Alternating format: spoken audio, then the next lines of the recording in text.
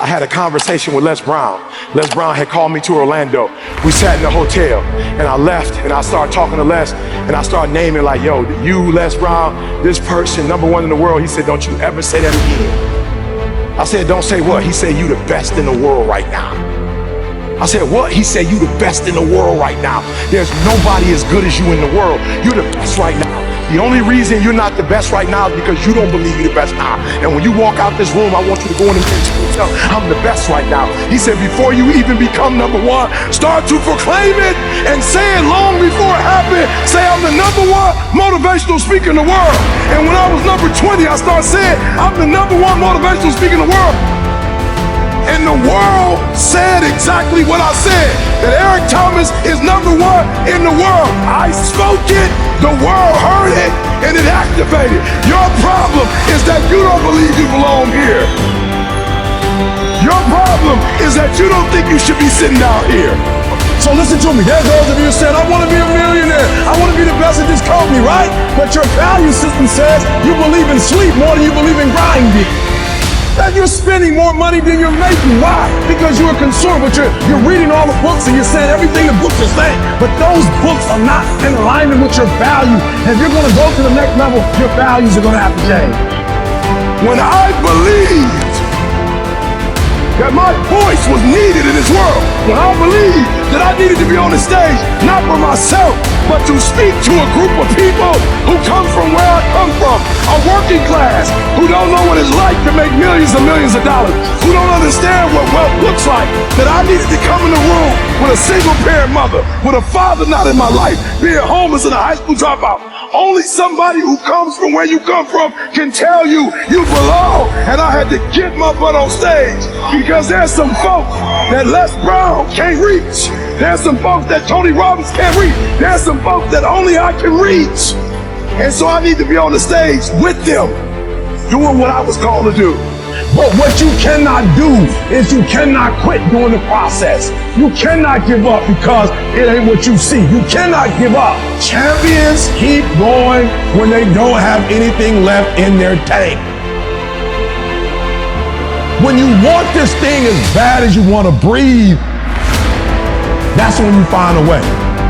Everybody wants to prize, but nobody loves the process. Everybody wants to be a champion, but nobody's willing to put in the work that it takes to be a champion.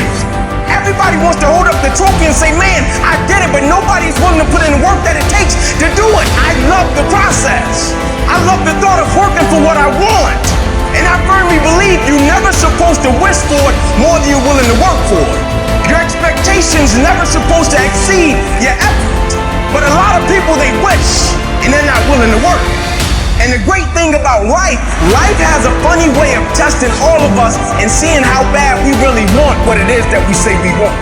Listen to me closely. When you get to the point where enough is enough, when you get to the point where it hurt real bad, when you get to the point you can't take it no more, when you get to that point, the doors start opening, opportunities start happening.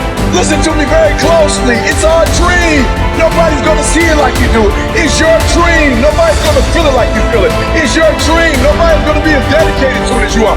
It's your dream, and they don't have to understand, and they don't have to like it, and they don't have to do it. It doesn't make a difference. It's your dream, and you, my friend, have been given the task to make it happen, and you can't let anything stop you from doing what you were called to do.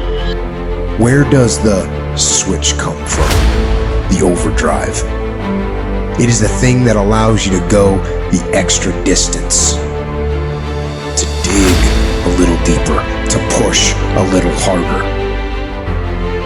It takes both emotion and logic to reach your maximum potential, to really give everything you have, to go beyond your limits. Because emotion and logic will both reach their limitations. And when one fails, you need to rely on the other. When it just doesn't make any logical sense to go on, that's when you use your emotion, your anger, your frustration, your fear to push further, to push you to say one thing: I don't stop. When your feelings are screaming that you have had enough, when you think you are going to break emotionally, override that emotion with concrete logic and willpower that says one thing: I don't stop. Fight weak emotions with the power of logic. Fight the weakness of logic with the power of emotion. And in the balance of those two, you will find the strength to say to yourself, I don't